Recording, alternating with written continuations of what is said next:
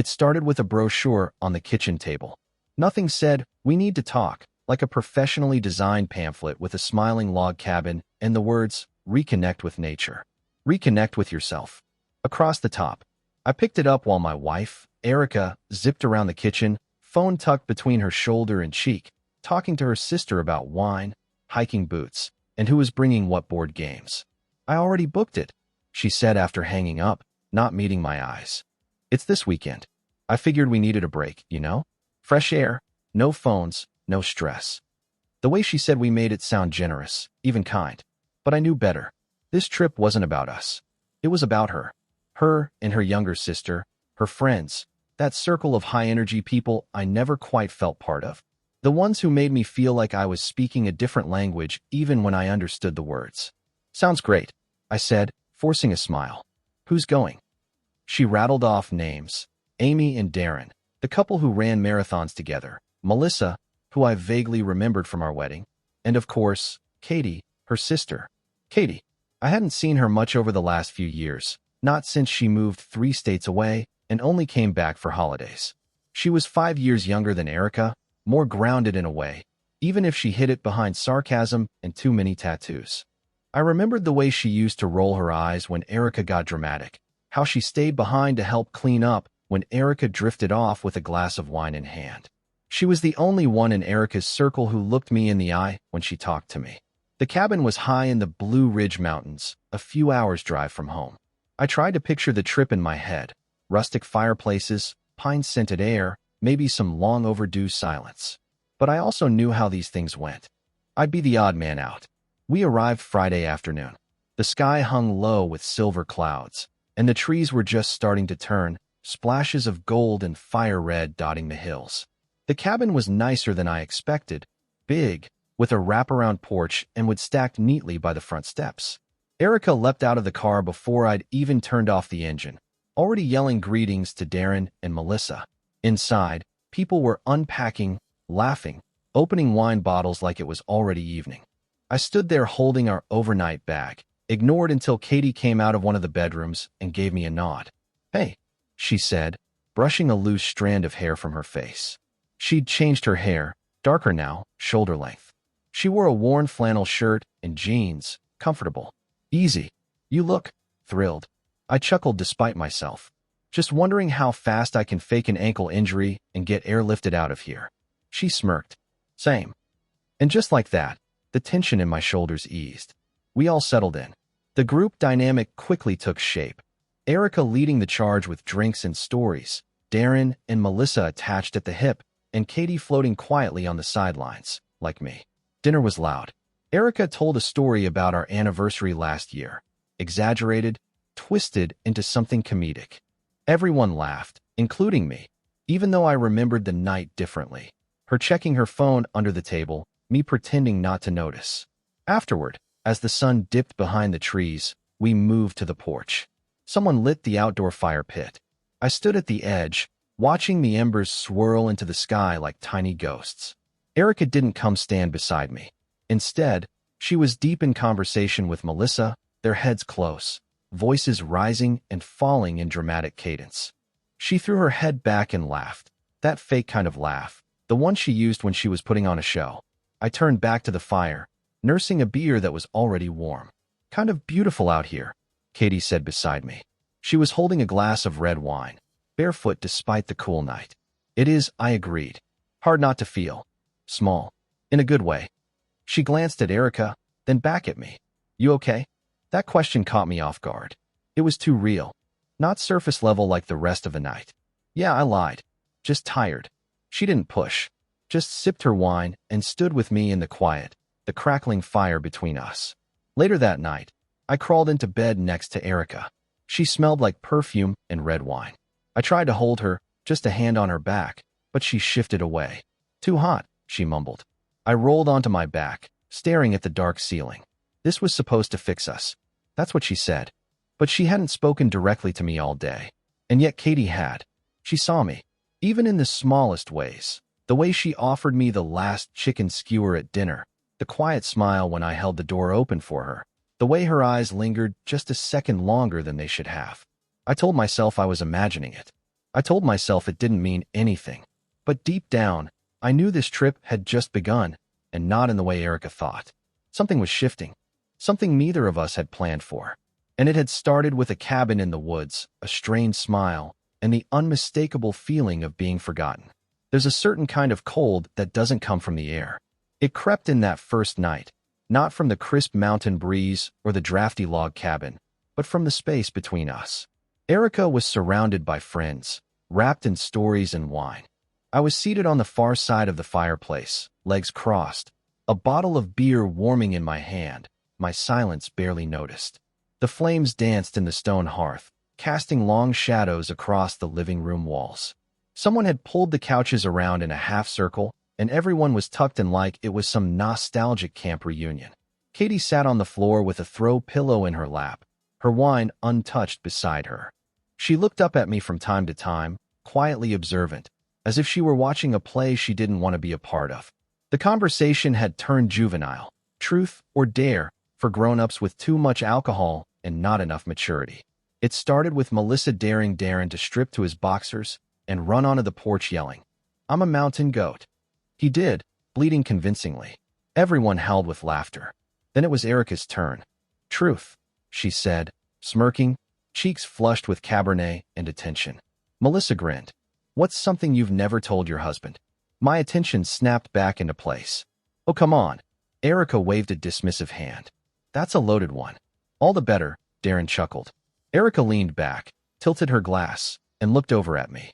There was something sharp in her eyes, playful to everyone else. Maybe, but I saw the blade beneath. "Fine," she said, drawing out the word. "Sometimes," she turned toward the group. "Sometimes I think I married a 70-year-old man trapped in a 38-year-old body." Laughter. All of them. I blinked, slowly. "Erica," Katie said softly, but her sister was too busy basking in the spotlight. "I mean," she continued, "he's so practical. Always wants to talk about bills and gutters and tires. I swear, I could be dancing naked in front of him, and he'd be worried about the thermostat setting." Louder laughter now. The beer in my hand suddenly tasted like sand. I chuckled. It was the only thing I could think to do. The room spun around her, like she was the center of gravity, and I was the farthest satellite orbiting in cold, dead space. Katie wasn't laughing. She looked at me, and for a moment, her gaze almost made me flinch. It was too knowing, too kind. "I think that's enough for tonight," she said, standing to collect a few empty glasses. No one heard her but me. I stood too, smiling like a man who hadn't just been gutted in front of a group of semi-strangers. "I'm calling it early," I said casually, setting my bottle on the side table. Erica waved at me without looking. "Don't let the door hit your walker on the way out." More laughter. My stomach churned. I waited until the cabin was quieter, until the laughter had dulled into murmurs and music. She was still in the living room when I came out of the bedroom, wrapped in a blanket and finishing off a second bottle. "Hey," I said, my voice low, careful. She glanced at me over the rim of her glass. "What? Why did you say all that?" "Oh, come on." She rolled her eyes and set the wine down. "It was a joke." "In front of everyone?" She smirked. "You are a little boring, babe." The air turned razor-sharp between us. "I make the money. I fix the house. I help your mom when her roof leaks. I take care of the stuff you don't want to deal with. That's boring to you?" "Jesus," she muttered. "Can you not turn everything into a TED Talk?" I stared at her. Not yelling. Not angry. Just stunned. She looked up at me then, something flickering behind her eyes. Regret. Maybe. But it passed. "If it's that big of a deal, go be with anyone you want. See if I care." My jaw clenched. What the hell is that supposed to mean? She stood, brushing the blanket aside. Exactly what I said. She moved past me like I was a coat rack.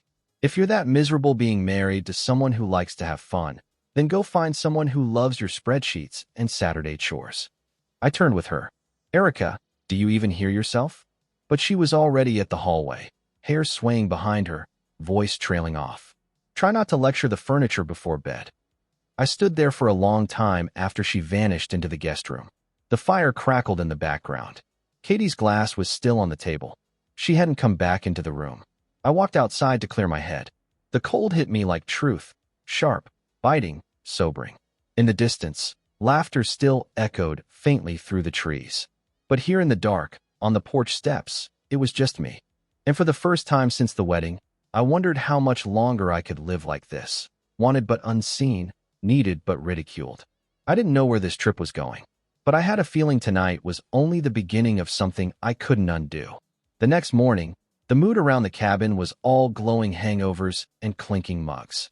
Sunlight streamed through the tall windows, casting warm golden pools across the hardwood floor. I sipped stale coffee from a chipped mug and watched the others move around like a pack of sleep-deprived hyenas. Darren made eggs, badly. Melissa was already in yoga gear, scrolling her phone while she complained about the Wi-Fi. Erica floated in wearing one of my old college sweatshirts, bare-legged, as if nothing happened the night before. I kept to the kitchen corner, leaning on the counter, out of the way, unspoken and mostly unseen. Except by her. Katie stood across the room, by the fireplace. Her hair was pulled into a messy knot, skin still carrying the gentle flush of sleep. She was in a long t-shirt and leggings, holding a steaming cup with both hands. When I looked up, she was already watching me. Not staring, not gawking, just aware. Her eyes weren't judgmental. They were soft, curious, the kind of look that says, I saw that, and I'm still here. It unsettled me more than I expected. She didn't say anything at first. She just nodded once, subtle, a little almost smile at the corner of her lips. And then she turned and walked past me toward the kitchen. As she passed, she didn't brush against me, didn't touch, but I felt her heat anyway. Felt her breath. Felt something. She poured herself coffee in silence, side by side with me. Rough night? She asked gently. I gave a dry laugh. I don't know what you mean. My wife publicly emasculated me. What could possibly be rough about that? Katie smiled without humor and took a sip of coffee. They thought it was a joke, but it wasn't funny. I know, I said. There was a pause, not awkward, just dense. Full. You didn't deserve that, she added. What she said. I glanced at her. It's fine. No, she said, louder now, eyes on mine. It's not. And it hit me in that moment. How rare it was for anyone to speak up for me. Not because they were cruel, but because I never invited it. I'd been carrying this armor of nonchalance for so long. I didn't know what to do when someone looked past it. Katie did. Thanks, I said, voice quieter than I wanted. She nodded once, eyes still holding mine for a breath longer than they should have. Then she turned and walked out onto the porch. The day rolled on. The group planned a hike after breakfast. Erica's idea, of course. Something light, she claimed. I wasn't in the mood. Neither, apparently, was Katie. You two staying behind? Melissa asked, slipping on a windbreaker. Katie raised a hand. I twisted my ankle on the stairs last night. I blinked. That was bullshit. I saw her walk fine 5 minutes ago. Oh no, are you okay? Katie waved her off. It's not bad. Just sore. I'll stay back and rest. And then everyone looked at me. I'll keep her company, I said before I could think about it. Someone should make sure she doesn't die of boredom. Erica didn't say anything, just rolled her eyes and muttered something to Melissa. Soon, the sound of boots crunching on gravel faded into the trees. The cabin fell into silence. I sat on the couch with my coffee, watching steam swirl and vanish. Katie reappeared with a blanket draped around her shoulders and slid into the armchair across from me. Neither of us spoke for a few moments. It was comfortable. Thanks, she said eventually. For what? For not making me be alone, even if it was an excuse. You didn't twist your ankle? I said. Nope, she said with a small smile. But you looked like you needed to not be alone too. I looked at her. She was curled up, one leg tucked under the other, hair falling in soft strands along her jaw. Her eyes weren't flirtatious. Not yet. Just present. Why'd you come? I asked. She tilted her head. What do you mean? On this trip. You and Erica aren't exactly close anymore. Katie hesitated. She asked. I figured. Maybe she wanted to reconnect. I nodded slowly. But I also knew you'd be here, she added softly. That gave me pause. I glanced at her, but she didn't elaborate. She just sipped her coffee and looked out the window. Something was shifting again, something small, but unmistakable. A warmth in the belly, a flutter in the air between us. She turned back toward me and smiled again. This time, it wasn't just kind. It wasn't just empathy. There was weight in it. A thread pulled taut. I swallowed hard and looked away, heart pounding harder than it should have been. It was nothing. It had to be, but it wasn't. Later, when the group returned from the hike, flushed and winded, Erica walked right past me, shaking leaves from her hair and laughing with Darren about a squirrel attack. She didn't ask if I missed her, didn't touch me, didn't even make eye contact. But Katie did. Across the room. Just a glance, fleeting but full of meaning. It wasn't attraction. Not yet. It was acknowledgement. And it was the first time I realized just how starved I was for it. The next morning came cloaked in fog. Pale gray light spilled across the deck as I stood alone, coffee in hand, breathing in the silence. Everyone else was still asleep, the aftermath of too much wine and late-night laughter echoing like ghosts through the walls. It felt good to be outside, alone. Crisp air filled my lungs, clean and sharp. I could hear birds, a distant rustle of leaves, the hollow creak of pine trees gently shifting in the wind. I didn't want to go back inside. I didn't want to see Erica, not after the way she'd ignored me again last night. Not after watching her laugh at everyone's jokes, touch Darren's arm when he made her laugh, lean into Melissa like they were a high school clique reliving their golden years. I took a seat on the porch swing, coffee warming my hands, and let the stillness wrap around me. Footsteps on the cabin floor broke the quiet. Then, the soft creak of the screen door. I didn't have to turn to know it was her. Figured I'd find you out here, Katie said, voice still groggy with sleep. She slid into the seat beside me on the swing, her hoodie oversized, sleeves covering her hands. Her hair was messy in a way that somehow made her look even more put together. I thought they'd all sleep till noon, I said. Didn't expect company.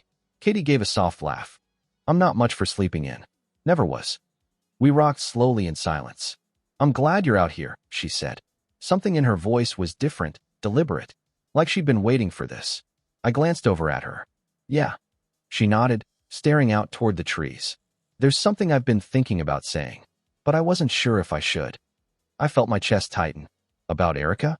I asked. Sort of, she said. But more about you. Katie turned toward me, eyes clear, jaw tight with whatever emotion she was holding back. You don't deserve how she treats you, she said. And you never did. I didn't know what to say. I've watched you two for years, she continued. Every family gathering, every birthday, every holiday, you always showed up for her. Always had her back. Even when she was somewhere else, mentally, emotionally. I swallowed, a knot tightening behind my ribs. I used to think maybe you didn't notice, she said. But that's not true, is it? I shook my head. I noticed. Katie pulled her knees up onto the swing, wrapping her arms around them. She looked younger like that. Softer. I hated watching it, she said. How she looked through you. How she turned you into some side character in your own life. Her voice cracked slightly, and she looked away. I've always admired you, she said. More than I should have, probably. My pulse skipped. Katie, I'm not saying this to mess things up, she said quickly. I'm saying it because you deserve to hear it. You're kind, patient. You make people feel safe. I can't tell you how many times I wish she'd see that, really see that. I exhaled, long and slow. She used to see it, I said, finally. Or maybe I just believed she did. Katie looked down. It's not your fault if someone stops valuing you. That's on them. There was silence again, but it wasn't empty. It was loaded. Then she said it. I used to have a crush on you, you know. I looked at her, surprised. Her eyes flicked up. You probably didn't notice. I was 20. You were already married. I kept it to myself. I didn't say anything. Couldn't. I remember one Thanksgiving, she said with a nostalgic half-smile. You were outside fixing the porch light at Mom and Dad's house, and everyone else was inside drinking wine. I came out to bring you a screwdriver. You said thank you like it meant something. No one had talked to me like that in weeks. I remembered that night. I remembered her. I just hadn't known what it meant. I always thought you deserved someone who really saw you, she said. And it hurt to watch her stop doing that. She looked at me, really looked, and it was like time stretched between us, taut and electric. I'm sorry, she said softly. If this makes things harder. I just couldn't keep quiet anymore. I searched her face. She wasn't trying to seduce me. She wasn't even asking for anything. She just needed me to know. I nodded slowly. Thank you, I said, my voice low. That means more than I can explain. Katie smiled gently. You don't need to explain. I just didn't want you to think no one sees you. The wind stirred, bringing the faint scent of pine and earth. Inside the cabin, footsteps thudded on the floor. The others were waking up. Katie stood, letting the blanket fall from her shoulders. I'll make breakfast, she said. You want eggs? Sure, I replied. As she walked back inside, I sat there a while longer, staring into the woods. Something inside me had shifted. The pain was still there, but so was something else. A truth I hadn't dared speak. I wasn't crazy. I wasn't invisible. And for the first time in years, I didn't feel alone. It's strange how a conversation can change everything. Not just what you see, but how you see it. The entire day carried a different weight after that morning on the porch with Katie. Nothing visible had changed, but underneath the surface, everything was shifting. I caught myself watching her differently. Not in a lustful way, but with a heightened awareness. The way her lips pressed together when she concentrated, the quiet confidence in how she moved, the way her fingers lingered just a second longer when she handed me a plate at lunch. And maybe what unsettled me most was that she was watching me too. The cabin was buzzing that afternoon with leftover energy from the hike. Erica was in the kitchen with Melissa, poring over a half-baked idea about making sangria with whatever alcohol they had left. I sat at the big pine table while Darren grilled outside, smoke curling up beyond the sliding glass doors. Katie leaned against the counter, sipping iced tea, flipping through a worn paperback. She wasn't reading, I could tell. Her eyes drifted too often, always toward me. Each glance from her came like a pulse of electricity. And yet, there was guilt sitting quietly in the corner of the room, like an uninvited guest watching my every move. This wasn't how things were supposed to go. I was married. She was my wife's sister. But reality doesn't always line up with the clean lines we draw for ourselves. Sometimes it bleeds at the edges, and the more you try to deny it, the more obvious it becomes. At lunch, we sat at the long wooden table. Darren passed around grilled chicken, and Erica handed out the sangria with a flourish. Not bad, Melissa said, taking a sip and making a face. Not good, either. Erica laughed, bumping her shoulder into mine. Oh, come on, lighten up. He's just mad I wouldn't let him use his aged bourbon. I smirked, sipping from the glass, even though I hated it. Erica leaned closer. You're quiet today. Just tired, I said. Her smile was tight. You're always tired. I didn't respond. What could I say? That I wasn't tired, I was numb? That I was slowly losing pieces of myself in this marriage and didn't know how to find my way back? Katie's eyes flicked to me from across the table. She didn't smile, didn't smirk, just saw me. And that felt like more connection than I'd had with Erica in months. Later, I volunteered to help with dishes, needing something to do with my hands. Katie joined me without asking, towel in hand, ready to dry. Erica walked past us, calling out to Melissa that they should walk down to the lake trail. She didn't even glance at me. Katie handed me a dripping plate. She doesn't look at you when she talks anymore. I froze mid-scrub. Katie's voice was soft, but certain, like you're not even there. I handed her the plate. It's been that way for a while. She doesn't deserve you, Katie said quietly, drying with slow, deliberate movements. I set the sponge down. Katie, I'm not trying to make this harder, she said. I'm not trying to turn you against her. I know, I said. It's just, I don't know what to do with any of this. She met my eyes. You don't have to do anything. I'm just being honest. Someone should be. There was something in her eyes, sadness, maybe, or longing, or both. We all drifted into different corners of the cabin that afternoon. Erica and the others went back out for another short walk. I stayed behind. So did Katie. I sat on the porch swing again, legs stretched out, a book in my lap I wasn't reading. Katie came out and didn't say anything at first.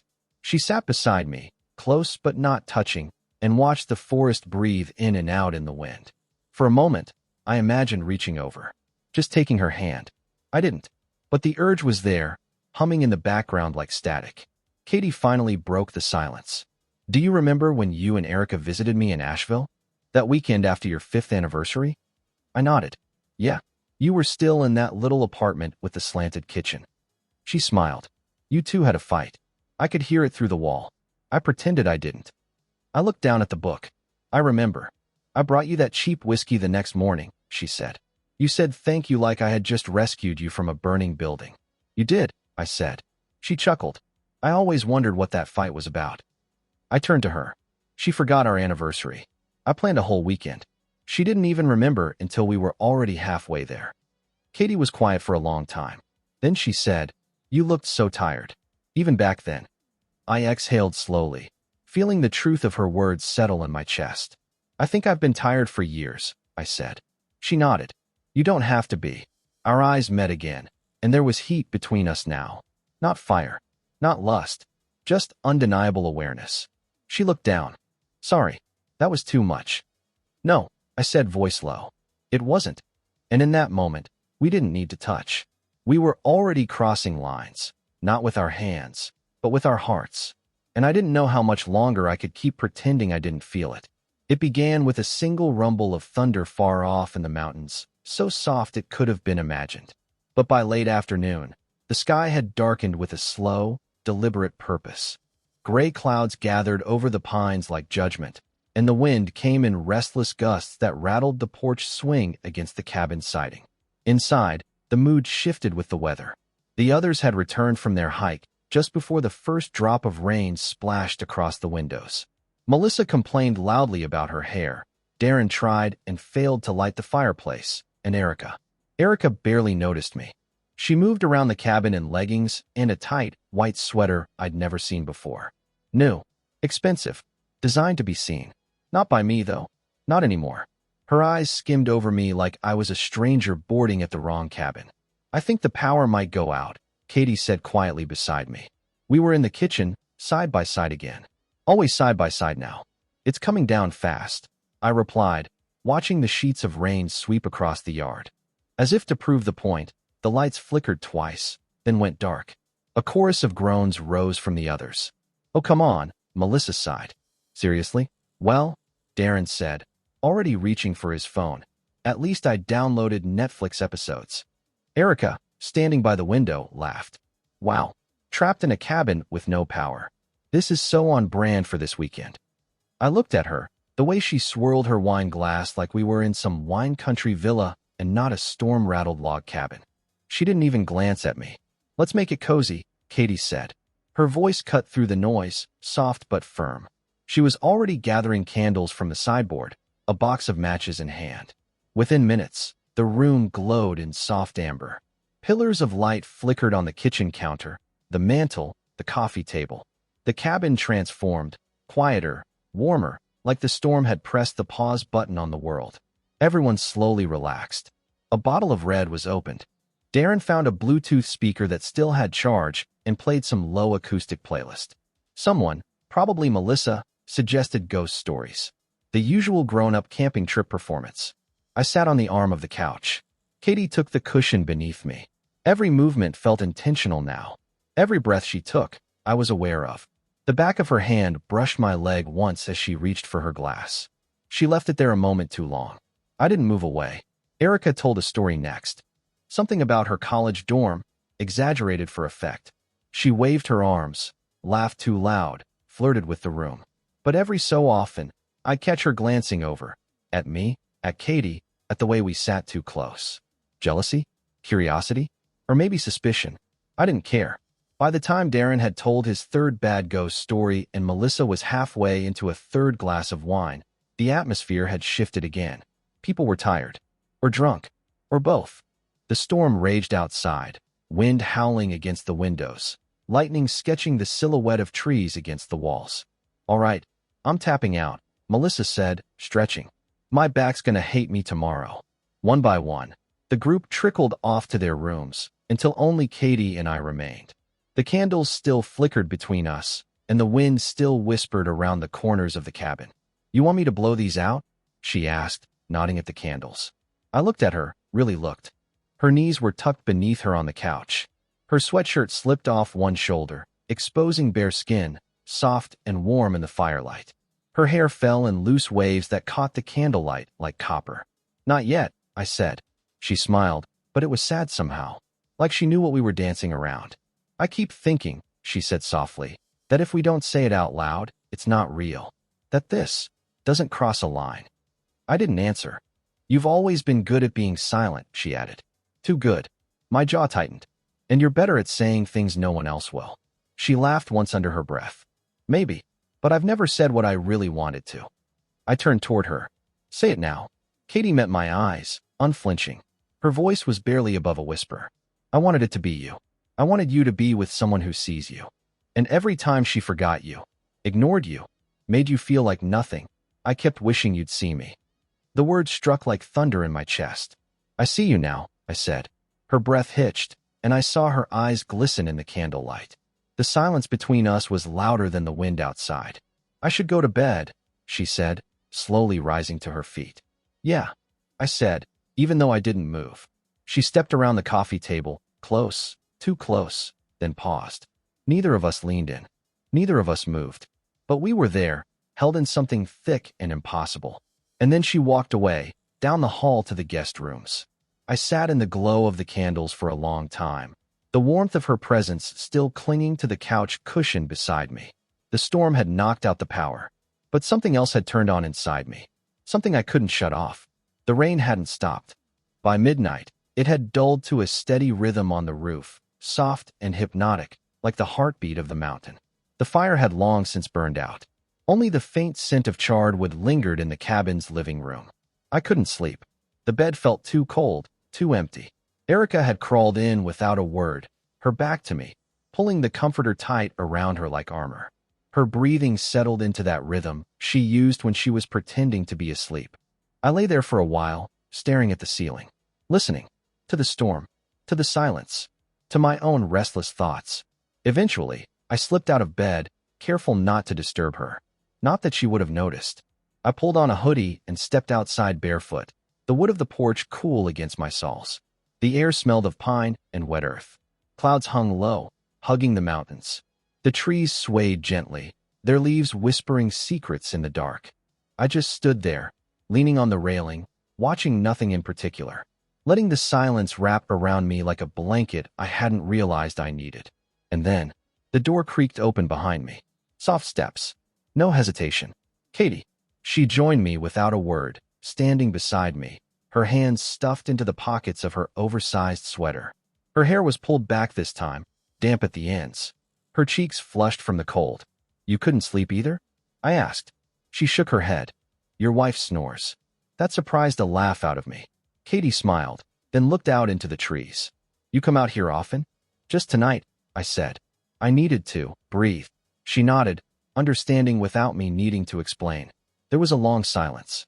Not awkward, just full. I used to think you were untouchable, Katie said softly. Back then, when I was still figuring myself out. You were this, solid, quiet man. And she had all of you. I didn't look at her. I was afraid if I did, I wouldn't be able to look away. She still has me, I said, but it felt more like a question than a fact. Katie took a slow step closer. Her shoulder brushed mine. Warm. No, she said gently. She stopped having you a long time ago. She just never noticed. Those words slid into my chest like a blade, soft, but sharp. I don't know what I'm doing, I admitted. Katie's voice was barely a whisper. Neither do I. The rain picked up again, tapping on the porch roof like fingertips. I turned to look at her. She was already looking at me. The porch light behind us cast shadows across her face, softening the lines, warming the space between us. Her lips were slightly parted. I didn't plan it. I didn't think. I just leaned in. And she met me halfway. The kiss was soft, uncertain, brief, but real. Her hand brushed my chest. My fingers touched her wrist. Our bodies barely touched, but it felt like fire. We pulled apart slowly, eyes locked. Katie swallowed. Her voice trembled. That probably shouldn't have happened. Probably not, I said. And neither of us moved. Not away, not closer. Just stood in the dark, breathing each other in. The rain intensified, a quiet roar beyond the trees. Do you regret it? She asked. I shook my head. No, me neither, she whispered. And then she turned and walked back inside, slow and quiet, leaving me alone again. But this time, everything had changed. I stood there long after the door closed, the taste of her still on my lips, the feel of her still humming in my chest. There was no going back, no pretending it hadn't happened. It wasn't lust. It wasn't desperation. It was something else, something more dangerous. It was the first time I'd felt wanted in a long time. Not needed, not tolerated. Wanted, by someone who had seen my quiet, tired soul, and kissed it anyway. The storm passed by morning, but it left a kind of tension in the air that had nothing to do with weather. The sun broke through slowly, casting golden light across the wet deck, making the leaves glisten like glass. Birds chirped louder than usual, as if trying to clear the heavy silence the rain had left behind. Inside, the cabin stirred back to life. Coffee brewed, sleepy greetings were exchanged, and Erica kissed me on the cheek in passing like we hadn't spent the entire night back-to-back in silence. Like my lips hadn't been on her sister's just hours earlier. I stood there in the kitchen, numb and electric all at once, watching the mundane spin of normalcy around me, knowing damn well nothing was normal anymore. Katie walked in last, hair damp, sweater too long for her, trailing just over the waistband of her shorts. Her eyes met mine for the briefest second. No smile, no words, but that glance carried every ounce of last night's kiss in it. And I felt it all over again. The thrill, the shame, the aching relief of being seen. We barely spoke that morning, but the space between us said enough. The days that followed blurred together like the quiet hum of a secret. We were careful, but it was there, the constant hum of awareness, a low pulse that never faded. Little things. She passed me the pepper shaker, and her fingers grazed mine. We washed dishes again, and she bumped her hip into mine like a private joke. Her hand brushed the small of my back as she walked by, just for a moment. Just enough. None of it was big. None of it could be seen from across the room. But I felt every damn moment. I started laughing again, real, surprised laughter. Not forced, not polite. I caught myself smiling for no reason. And with each of those moments, I also caught myself glancing toward Erica. She didn't notice. Or maybe she didn't care. She was always talking about the next hike, about Melissa's drama, about some yoga retreat in California she wanted to do in the fall. I nodded along. She never asked what I thought. Just kept planning a life I wasn't sure I wanted to be part of anymore. One afternoon, Katie and I ended up alone on a short trail near the cabin. The others were napping or playing cards, and Erica had her earbuds in, watching something on her phone. No one noticed us slipping out. It wasn't planned. We just walked. There was a little overlook a half-mile out, a view of the valley, endless trees rolling like waves all the way to the blue horizon. We stood there, quiet, our arms nearly touching, hearts louder than the birds in the trees. I keep thinking I should feel worse, I said finally. Katie looked at me. Do you? I nodded slowly. Yeah, but not for the reason I thought I would. She didn't say anything. She just waited. I don't feel guilty for kissing you, I admitted. I feel guilty that it felt like the first time I could breathe in years. Katie looked away. Her eyes shimmered in the light. I've wanted to hear you say something like that for a long time, she said. But not like this. Not with her in the picture. I know, I said. She turned back to me. Do you love her? I didn't answer right away. I thought about the woman I married. The one who used to dance barefoot in the kitchen. Who once stayed up all night with me when my father passed. Who used to laugh like I was the only man in the room. Then I thought about last night. The way she rolled away from me. The way she mocked me in front of friends. The way she stopped looking at me. I don't know who she is anymore, I said. But I'm pretty sure she doesn't know me either. Katie nodded. I'm sorry. And then we stood there again in silence. This time letting the weight settle between us without fighting it. That night, after dinner, after another round of wine and meaningless stories, Katie and I found ourselves on opposite ends of the living room. Erica was playing DJ, arguing with Melissa over 2000's playlists, while Darren droned on about his old band. Katie looked up. I looked back. And in that moment, without saying anything, we knew. The porch again. Late. When the others were asleep. I waited 10 minutes after I heard Erica's breathing settle. Then I slipped out, heart pounding. Katie was already there, wrapped in a blanket, sitting on the far end of the swing. You waited, I said. I was afraid you wouldn't come, she whispered. I thought about not coming, I admitted. She looked at me, vulnerable. Why? Because the more I'm around you, the harder it is to pretend this is nothing. Katie nodded slowly, then stopped pretending. I sat beside her. We didn't touch. We didn't need to. We sat there for an hour, talking in whispers, telling stories we'd never told anyone, sharing memories of our childhoods, our fears, our disappointments, our hopes. Not lovers, not even flirts, just two people starving for honesty. And at the very end, when we stood to go, her hand found mine in the dark. She didn't kiss me. She just held my hand. And somehow, that was more intimate than anything else. There's a certain kind of thrill and secrecy, a fragile, pulsing energy that builds just under your skin. It's not pride. It's not excitement exactly. It's tension, coiled tight, both terrifying and addictive. By the fourth night, we were living inside it. Katie and I hadn't kissed again. Not really, but we didn't need to. Every moment alone, or almost alone, had become a conversation of glances, near touches, unspoken truths. And each day, the gap between Erica and me grew wider. We barely spoke except in front of others. Our physical contact was limited to brief brushes in the hallway, or the obligatory arm around her shoulder when photos were being taken. She didn't seem to notice how far we drifted. Or maybe she didn't care.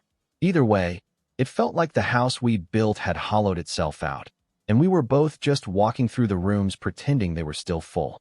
That night, we stayed up later than usual. Melissa and Darren had gone to bed early after drinking too much sangria again. Erica had disappeared into the bedroom with her AirPods and a face mask.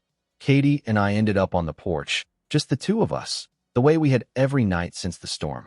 She sat on the edge of the railing, her legs swinging gently, wrapped in that same oversized blanket. I was on the swing, beer in hand, watching her through the soft light coming from the cabin window. "I'm going to miss this when it ends," she said. "This," I echoed. "This quiet," she clarified. "This time. This space we've made." I didn't respond right away. My fingers gripped the bottle tighter. She glanced at me. "Do you ever think about what happens when we go back down the mountain?" "Every minute," I said. Katie nodded slowly, looking away toward the trees. There was a long pause, broken only by the creaking swing and the faint chirp of crickets. Then she whispered, "Would it be wrong if I said I didn't want it to end?" My heart thudded once hard. I looked up at her, really looked. "No," I said. "It wouldn't be wrong." She stepped down from the railing, blanket slipping slightly off her shoulder. She took a few careful steps toward me and sat beside me on the swing. We didn't kiss. We didn't even touch. But she leaned into me, slowly, gently, until her head rested against my shoulder. The swing rocked softly beneath us, and my free hand found her knee under the blanket.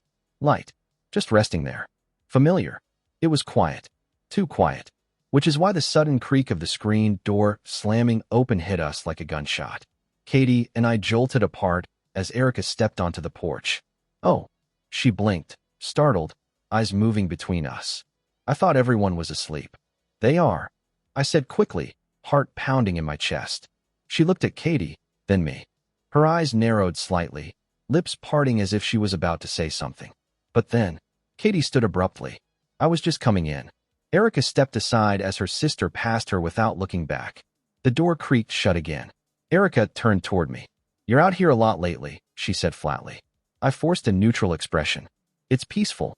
Clears my head." She folded her arms. With her, I met her gaze. She was already out here. I didn't know. She didn't respond. Her eyes searched my face for something, some sign of guilt or evasion. I gave her neither. After a long beat, she said, "You've been distant." I almost laughed. The irony was too thick. "So have you," I said. She looked off into the trees, jaw tight. "Is there something going on?" I stood. Not close, but not backing away either. "You tell me," I said, "because it feels like there hasn't been anything going on between us for a long time." She blinked. Once. Her posture stiffened. "Is this about that night?" she asked. "The joke. It's not about one night, Erica. It's about every night. Every time you look right through me. Every time you turn away when I try to reach for you." Her expression wavered, not softening, exactly, but shifting, as if she was seeing something she hadn't noticed until now. And maybe she was. "I didn't realize it was this bad," she said finally. "I did," I said, "and I've been pretending it wasn't." She didn't ask anything else. She didn't apologize.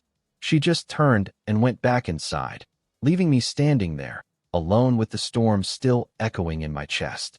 Later, in the hallway, Katie passed me near the guest rooms. We didn't speak, but her fingers brushed mine as we moved past each other in the dark. A whisper of connection, a promise neither of us could voice. And for the first time, I realized the danger of what we were doing. Not because of guilt, not because of fear, but because if we weren't careful, someone was going to see what we couldn't hide anymore. It happened just before dinner. Tension had been building all day like pressure behind a dam. Every room felt too small, every conversation too loud. Erica had been short with me since the night before, passive-aggressive, eyes darting toward me every time Katie and I even entered the same room. I could see it in her posture. She didn't know, not really, but she felt something. That was enough. Katie, for her part, had grown quieter, more cautious. She avoided lingering in the same space for too long. When she passed me a plate at lunch, she didn't brush my fingers. When we crossed paths in the hallway, her eyes didn't meet mine.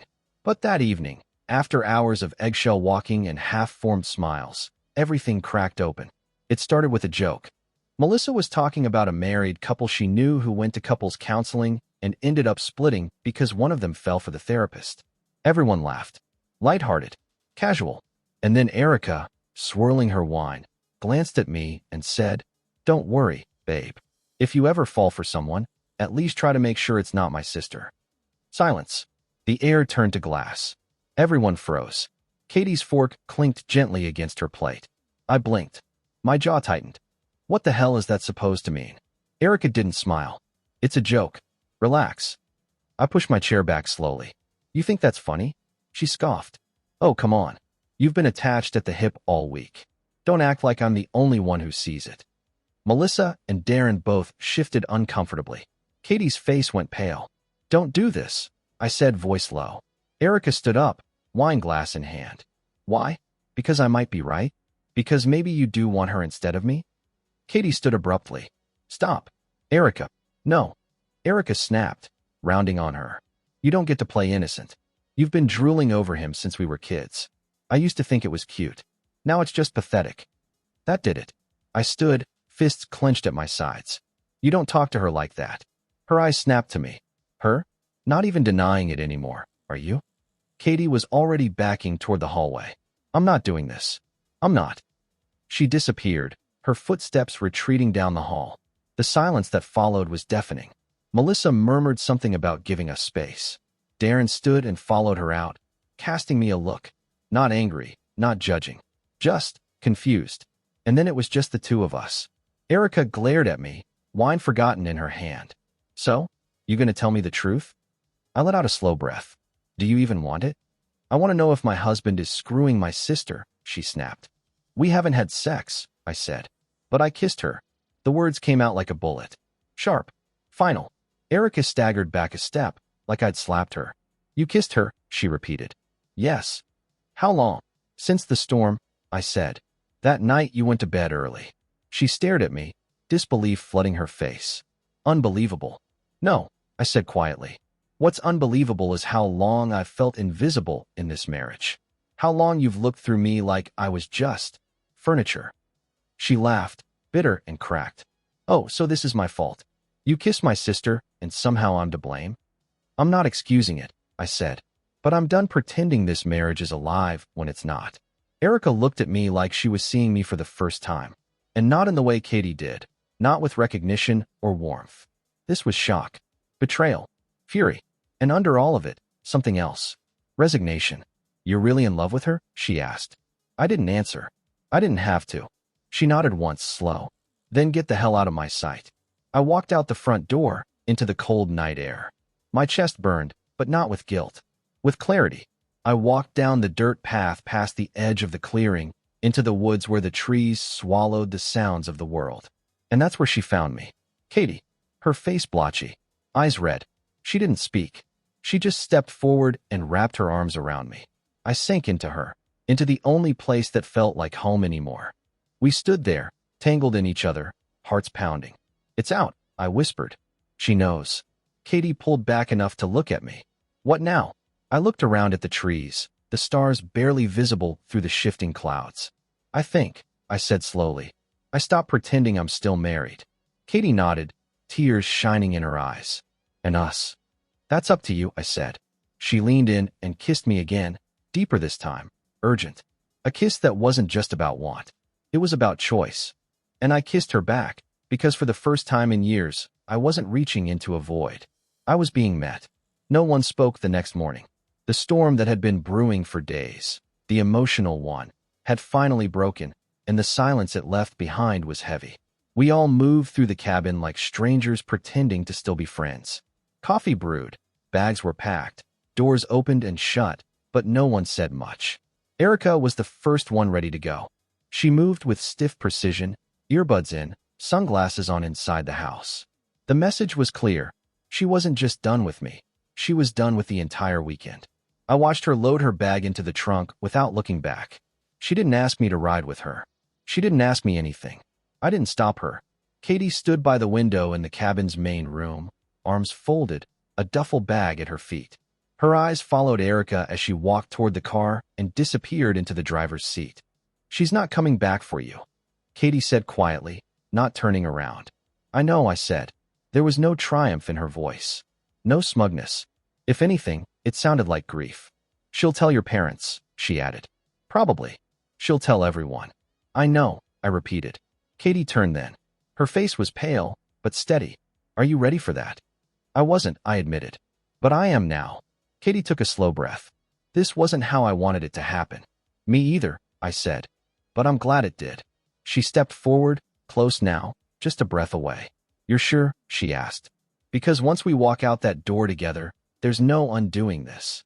I looked into her eyes, the same eyes that had watched me from across living rooms and dinner tables for years, quietly, patiently. Eyes that saw me in a way no one else had in a long, long time. "I've never been more sure of anything," I said. And I meant it. Melissa and Darren didn't say much as we gathered our things. They weren't angry, just stunned, unsure where to place themselves in the wreckage. I didn't blame them. This trip was supposed to be a getaway, not a collapse. Darren pulled me aside before we left. "I didn't see it coming," he said. "Neither did I told him." He nodded once, then clapped a hand on my shoulder. "Just don't mess it up. She's a good one." I didn't need to ask who he meant. As Katie and I loaded our things into the back of my car, I could feel the shift, the weight of what we were choosing. The sharp edges of guilt still lingered, not because I regretted loving her, but because of what it cost.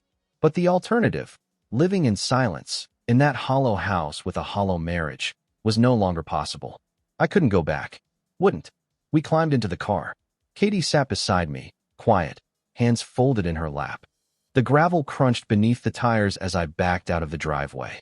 The cabin grew smaller in the rearview mirror, swallowed by the trees. As we drove down the winding mountain road, I kept glancing over at her. She wasn't smiling. Not yet. But she looked at peace. I reached for her hand, laced my fingers through hers. She squeezed back. We didn't talk much on the way down the mountain. There wasn't anything more to say, really. Everything had already been spoken, in glances, in late-night whispers, in the quiet way we had chosen each other when we didn't have to. We passed the overlook where we'd stood together a few days ago, where she'd told me she didn't want this to end. Now it wasn't ending. It was beginning. When we reached the edge of town, my phone buzzed with messages. I didn't check them. I already knew what they would say. I had betrayed my wife. I had broken the rules. I had crossed the line. And all of that was true. But what no one else knew, what no one could see, was the years of neglect, the slow erosion of a love that had once been real and then became obligation. They didn't see the nights I went to bed more alone than if I'd actually been alone.